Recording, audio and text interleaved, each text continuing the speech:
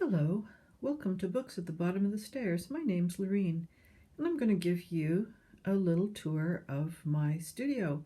Usually I talk about books, but it's coming to a time of year where I don't have as much reading time as I would really like, and I have been really bogged down artistically for the last 2 years.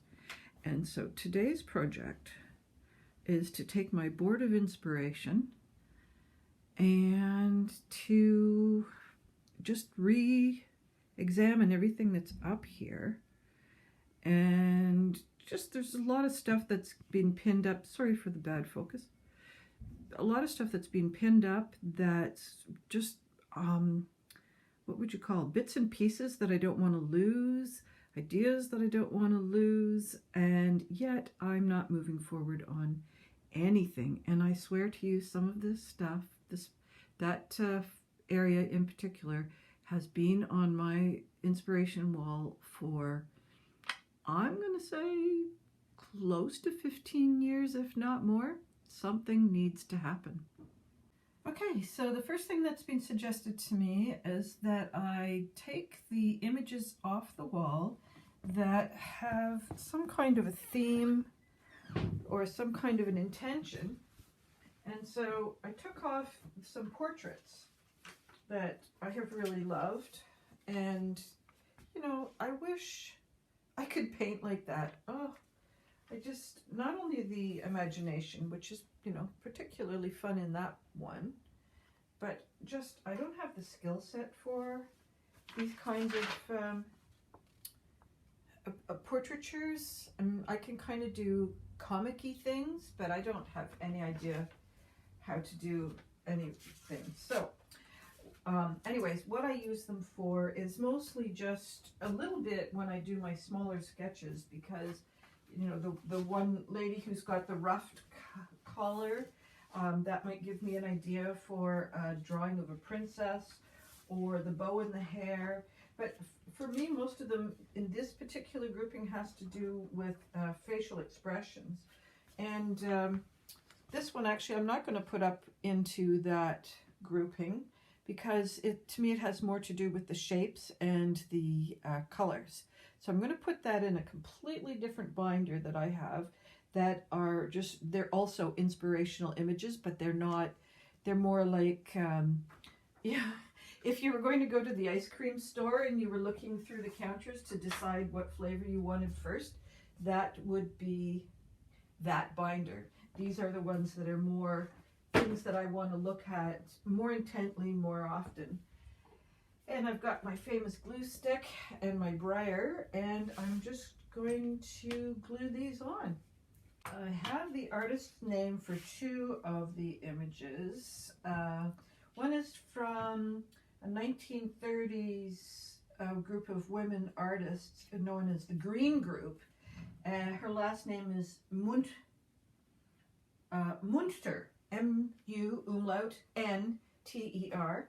And the interesting thing, it's just so typical of the era, is that these women were all married to men who were in the Bauhaus School of Arts and Design in Germany, sort of 1930s, and the men were all the professors. The women were the wives. The women were at home doing their own thing, because there weren't too many women professors in those days teaching art. And the men would come home and talk about things, and the women would say, "Oh, I had this idea," or "I had that idea," and then the men would go back and use it, the bloody buggers. And so for like generations, these women were not recognized. So isn't that a piss off? Anyhow, so what I'm doing now, that particular little one is finished, and I've left space to grow, because I know that there are some images in other piles that I'm going to try and bring onto this board. Okay, so that's one down. Okay, the next piece that I have pulled down are two blue ones. I have an image of Klee, from Klee. What was Paul Klee? I think it was Paul Klee, surrealist painter from, was he from Switzerland? I think so. And this is a National Geographic image. It was one of those two-page spreads, so obviously I had trouble ripping it out. But I have hung it on my wall this way so that I don't see this octopus. Those of you who know me know that I'm not an underwater gal, you know. I like my water to be about 2 inches deep, preferably chlorinated.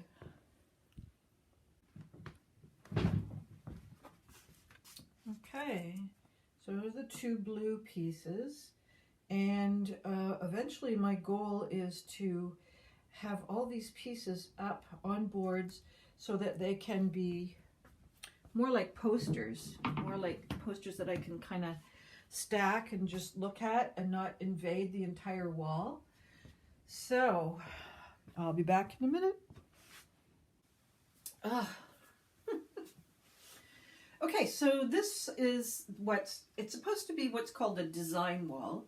And the idea is that as you're working on things, you have a wall that's fairly large and that you can pin up your work as you go along. So that way you can say, oh, I'm missing this, I'm missing that. But mine has become like the ubiquitous ironing board. It just has everything on it. And I mean, this is a really lovely piece of information from when I was working in the men's prison on alternatives to violence. We all got these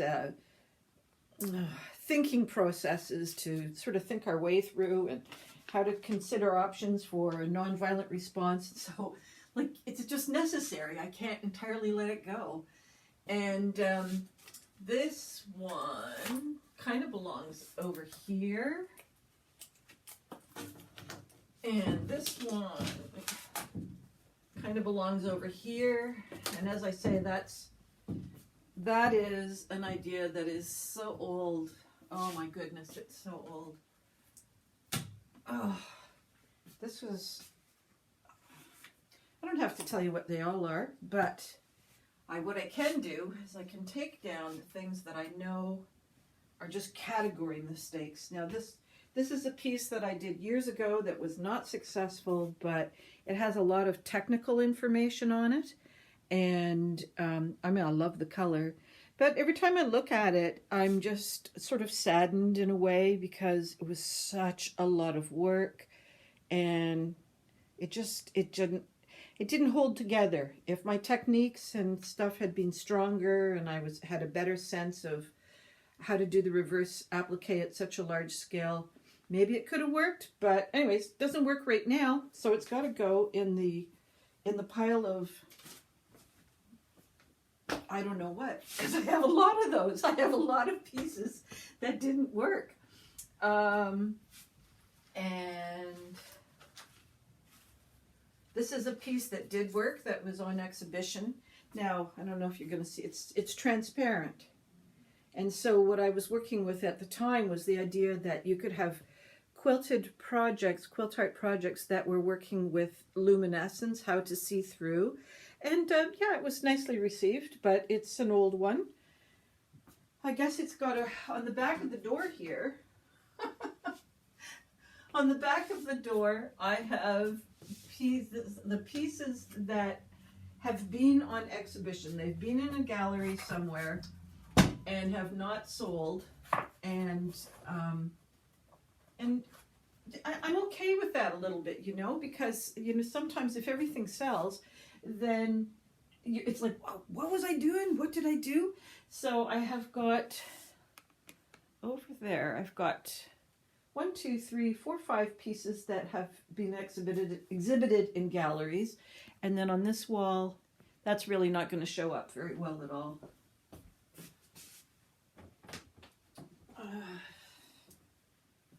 I have another piece that's based on that blue one, the idea of circles. So I created all these different kinds of circles in stitch. I don't think there's any lace on these. I think I think it's all stitched. Yeah, as I'm looking at it, it's all stitched. And I did like this. I do like this piece. I really have no problems with this piece. And then I created this lace overlay. That's all done by machine and then hand sewn and embellished. And the two lay over like this.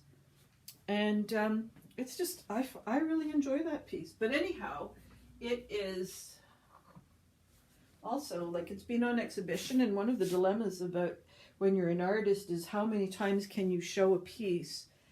The art galleries want new pieces. So if it doesn't sell, I don't know. My family has so many pieces of art. They do not need to receive any more pieces of art. Okay, so what I see building here, which you guys probably can't, is once I've taken down that big blue one, I can see here that I've got a whole pile of stuff. There are some stitches that I've made that I didn't want to lose. They're very tiny pieces, and I played with that one a couple of times, a couple of different colors.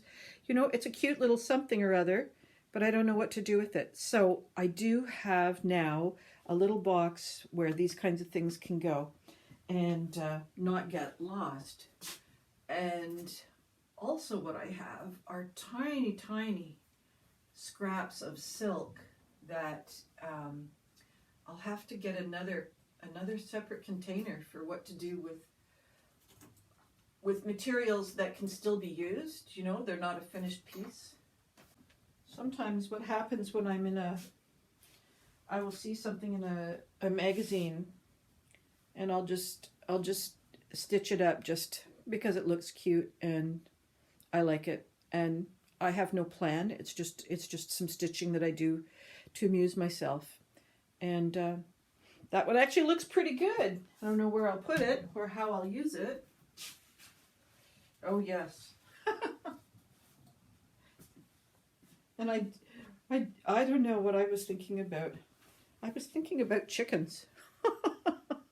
I'm going to cut that off and I'll add it to the pile of things that can still be used. And then every once in a while, another thing that is recommended if you're like an artist who's exploring things, they recommend, if you're experimenting, to label. So this was an exploration in squishing, and I had different plant matter that I had squished, and I wanted to see how well it aged, and so I wrote down some of the details of how I had used the fabric and the rolling pin or a hammer, and you know, well, that's about 5 years old now. It basically all goes to brown, so all the beautiful colors and greens that I had on it, it just becomes blech. Well, yeah, I mean, if you want kind of a freckly fabric, it's successful. But if you wanted something with a bit more fabric, it's not fabric color. It's not successful. But I'm still I put that in my box of samples where I have tried. I have another one, might even be up here somewhere, that is with pens. So that way, if you get a whole bunch of different, let's say, watercolor markers, you might get one, say, of green from different manufacturers, bring them home, and then see how they react to the different papers. And so that's a lot more technical than I am, because usually I'm more of a leap off the bridge and hope that there's water under it kind of a person. So that kind of thoughtful exploration is not in my wheelhouse. But I must say, if you sit down and do it, it's really useful. So I recommend it. I totally recommend it. Yeah, I found it. So basically, I took a whole bunch of water-soluble markers and played around with them, figured out what was the width of the nib and how much it bled in the fabric. And I usually work with, in these kinds of explorations, just your basic old cotton, because anything else that I work with is probably going to have a tighter weave or have a bit of a shine to it. So if I know how much it bleeds on cotton, then I have a pretty good idea of how it's going to react to other fabrics. So that goes in my tester pile. I'm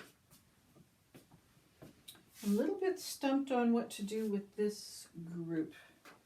But let me tell you another thing I've learned over the years is that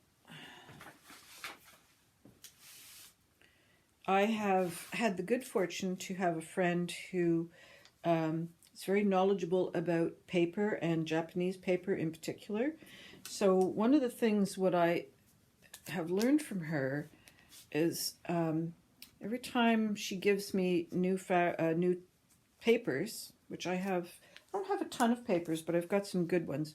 So to put the name and the type of a paper, or if I don't have that information, to just keep a small scrap, and then she as the expert will know, oh, I know what that is. And so, for instance, this is Mariki Kozo. It's, maybe you can see there's just a little bit of fiber. Whenever you rip it, you get a little bit of an edge to it, like a torn edge. That's why I like this. So this is a Mariko Kozo paper. I like these papers that are where you can see the contents of, I'm sure that's plant matter. Not that I remember what kind of plant matter anymore. And this one is just your basic kind of slightly vinyl fabric, or I'm sorry, paper. But what it does that the others don't is it gives a background. It's almost a stiff background. So you can attach other papers to it and that will hold it. This is oh my God, this is a lovely piece of kind of paper. It's got all these threads running through it. So when you tear it and stitch into it, it's both strong and weak, and you get these lovely torn edges and itty bitty sticking out things. And then there's also, you've probably seen it when the origami kits with the different patterned inked papers, which are also a real treat to work with, although I don't use them as origami. So anyhow, what I have learned from my friend is that take a sample of everything you use and put it in a little spot. I've got a little bull clamp that I use, and just put them all together. And now this is something that, although it would make sense to put it, over in my art supplies and so on, it's also the kind of detail of research that I forget that I have. So this one is a really important piece to me. I don't want to forget that I've done that work and that I've taken the time to know what exactly I have and what exactly I can repurchase if I need to. Okay, the rest of the board. Oh, what was I telling you about? I was telling you about this this woman, Karen Ruan, who's, I will try and link in below because I think she's still active on YouTube. I know she's active on Instagram. She's a beautiful textile artist that I had the good luck to work with both online, and she did a weekend in London. So I was able to go and do 6 or an 8 hour workshop with her, and it was so brilliant. And part of what we received from that workshop is that she did a similar thing to the papers in that she gave each of us a little pocket. Well, she even made the pockets. She's made the pockets with French seams, and inside the pocket she's got lovely scraps of the kinds of fabric that would work well with the images I showed you. So that was a silk scrim. I've got a silk noir, which is, this stuff is so yummy. Oh, maybe it would work up against my black sweater. It's kind of nubbly. It's unbleached, so you get that natural color. Oh, it's so delicious to touch. And this is called silk muslin, which is so fragile, but it's see-through, and there's so many fun things you can do in terms of scrunching and squeezing. And then metallic silk tissue, which I do have a little bit of kicking around here. This one's kind of a ivory color. So that was one of her gifts to us. And one of the other things that she had, because I'd already taken an online course with her, is she had these paper samples, and so we worked out how to design your own fabric if you wanted to, or you could also print on paper. And then we explored photographing, no, not photographing, what's that word? Photocopying, enlarging, and then just seeing what you can play with the photocopy. And that one that I just showed you, you can sort of see how you can get from this kind of idea to this kind of idea. And my goodness, there it is. That was the back I showed you. Each one of us received one of these, and she hand stitched this all. Like, do you have any idea how much work that took? And I think there were 20 students in the class. But how to work with mirrors, and how to work with open holes, how to work with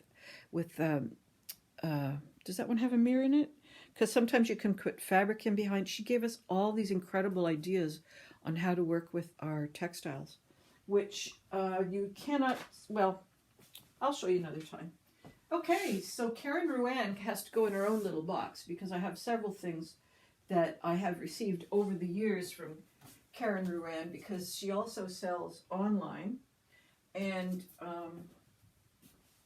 I received this when I was in London. She had a bunch of little things that she had made, that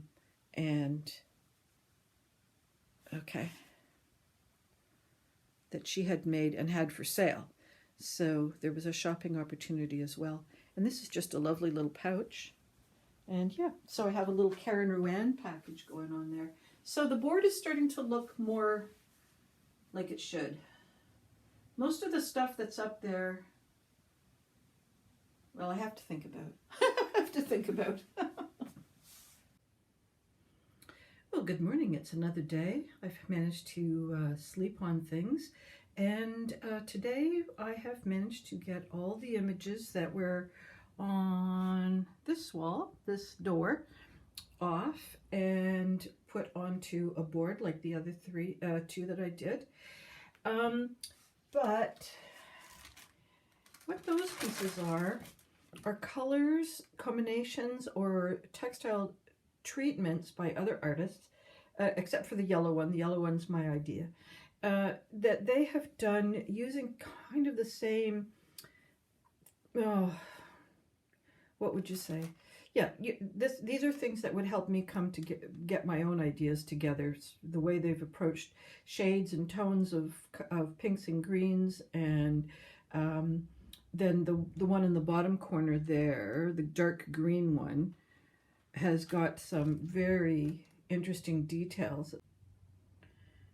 This dark green piece has some very interesting ideas about how, I don't know if I can do this without, all right.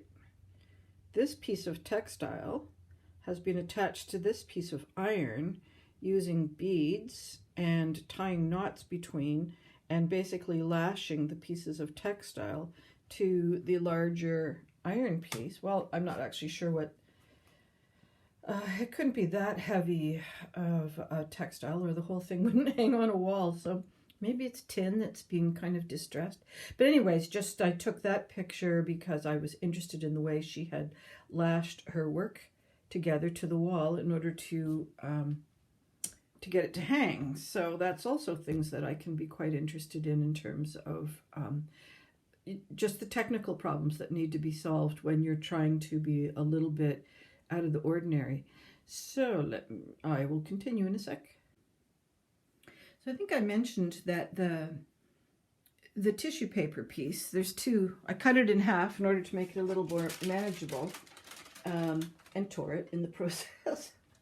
These two pieces, these two sketches have been in my brains for years.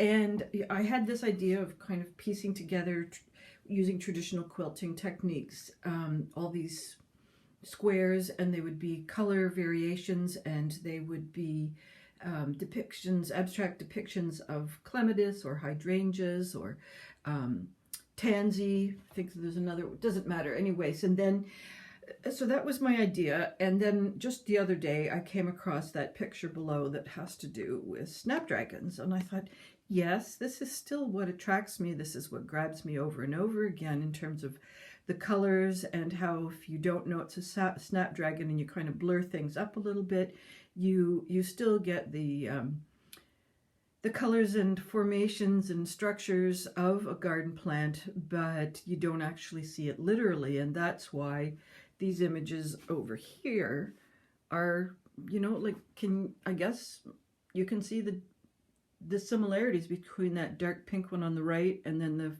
the snapdragons on the left. And you can see it's something that continues to swirl around in my head and kind of continually to be unresolved in a sense, but that's because I can keep resolving it over and over again. There's more than one way to depict a flower, as painters know. So I'm going to get some more of the whiteboard that the other things were glued to and tape, or not tape. Yeah, probably I will tape. I probably tape those tissue papers to it so that way I can lift one up over top of the other and not glue them down strictly adhered to the board. Just, well, I don't think it matters, but anyways, that's my game plan for the day.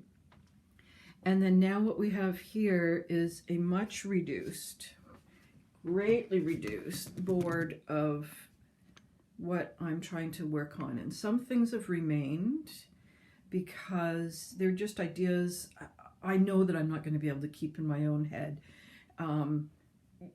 Some ideas you get and they just don't leave. Other ideas you get and you think, oh, I had a good idea. I wonder where it went.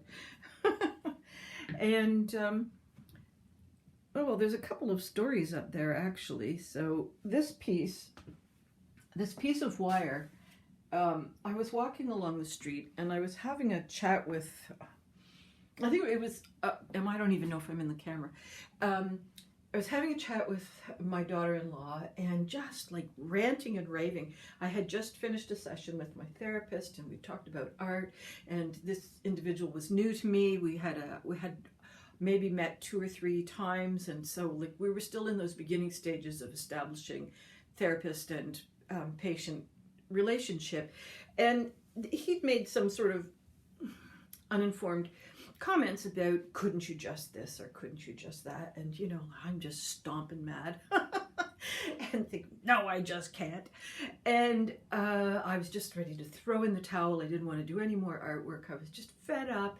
And then as I was walking along, ranting to Ryan, this piece of metal came under my feet. Literally, it was just on the sidewalk and I saw it and I just stormed over it. And then I said to her, oh, you're not going to believe what just happened. And she said, what? And I said, I just walked over a piece of metal and it looks exactly like a crane or an egret, I guess it's also called. And so you can see there's the head and the beautiful neck, and there's the body, and it swings down. And so you can just imagine, the legs that it would be standing on, and the water line would be here. And I was thinking, I can't let that go. I will so regret if I let that go. I don't know what I'm going to do with that. But I have over time picked up pieces of metal. Oh, so for instance, this piece of metal is just, it's old fencing. It might even be old, I don't even know if it's old barbed wire. Maybe, I'm not sure exactly where I found it anymore. I'm going to see if I can bring it close to you guys so you can see it better. Yeah, so I attached it to the paper piece. It's a little out of focus there. And it's part of this garden path. You can sort of see the pink line down at the bottom. That's the garden path, and you're walking through all these flowers. And that's sort of a fence, I guess you could say. Anyways, quite often I will bring in foreign objects into my work. And yeah, I thought to myself, okay, I'm thinking I should let go of my work. I should forget all the art. And piece of metal is like, no, you can't, because I'm lying around and you need to do something with me.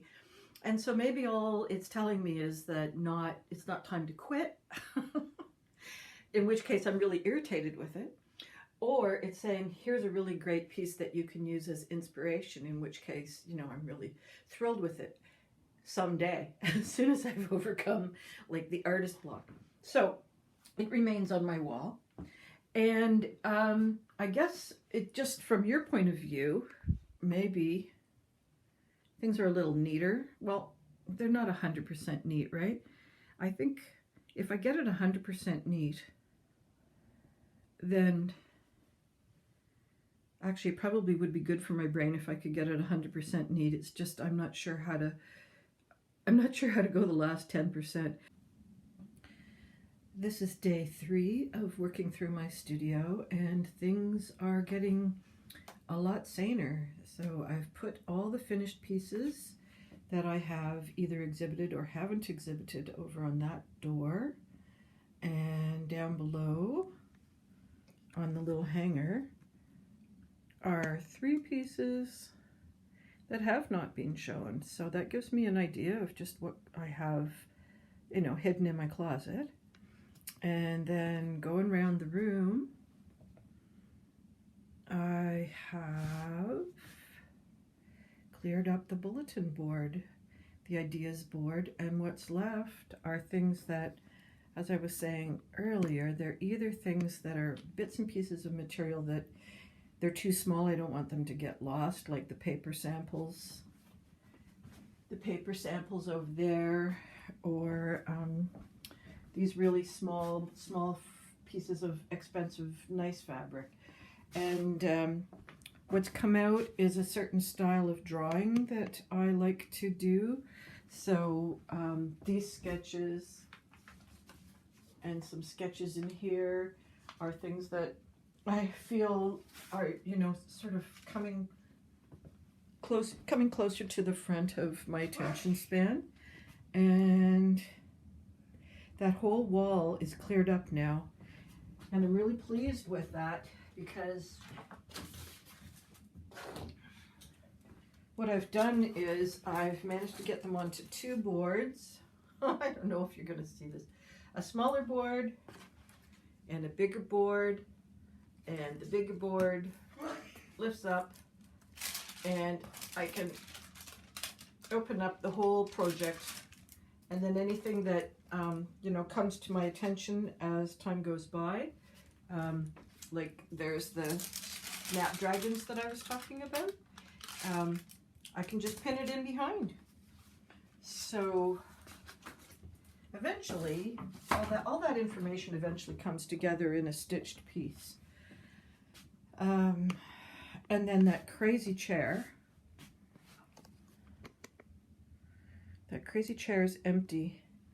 That's materials for a new doll that I'm working on. These are dolls from other artists that I've collected over the years, and they have inspired me to my own shapes of dolls, which I don't know if I've ever shown you. Probably not.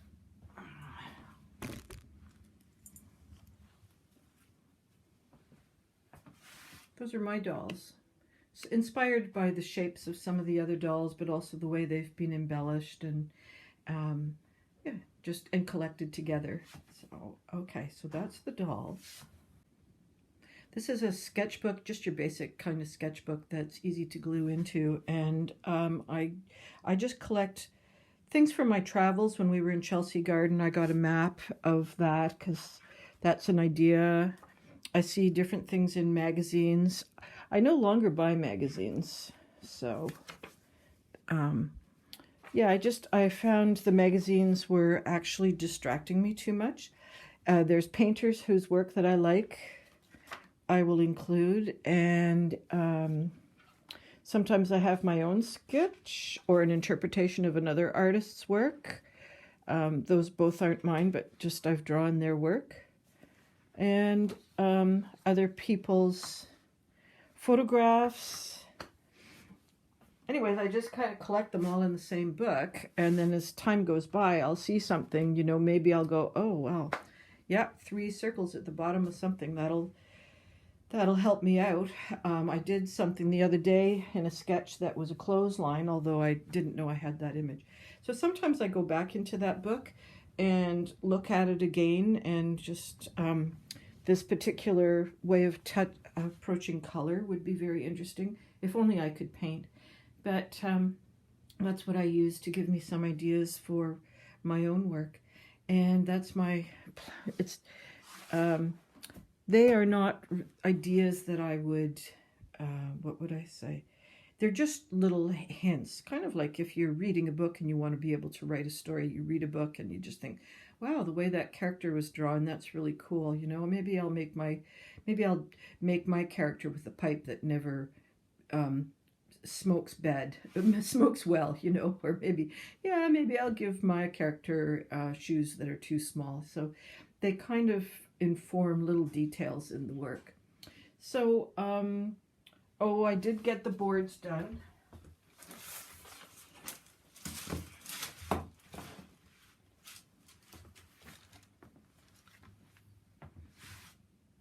Yeah, those are the two pieces that were on the one side of the closet. And I think I talked about that. I know I talked about that. Now, those are two poems that were in Hornbook. And on the one, the illustration's already there. And then I just played around with sketching the illustration myself, my version of it. But I tell people this is the first time I've been published for my illustrations, because I drew it's my ink after the poem was published, and I was doodling, and I thought, oh, they actually work. I could have sold those. So, and you saw that at a different time, a little earlier in the video, and my portraits, which I think I've got some other portraits coming. So I think that wraps up this wall. Well, if you've lasted this long, thanks for coming along the journey of complete segue away from books and joining me in my studio, where I am poorly groomed, badly dressed, showing you my stomach. Maybe I even have cereal on my chin, I don't know. But it was a good process for me to video this. It helped me to keep my mind clarified and going forward instead of spinning out of control. And it's really been useful to try and explain my process to you guys, because, again, it just helps me remind myself of who I am and what I do and how I do it. So next week probably there will be books, but given the way things are going around here, I'm just gonna fly by the seat of my pants. And I hope to see you I will see you next week. I just have no idea what I'm going to do for you guys. I hope you have a beautiful day and a beautiful week. That's all for me. Bye-bye.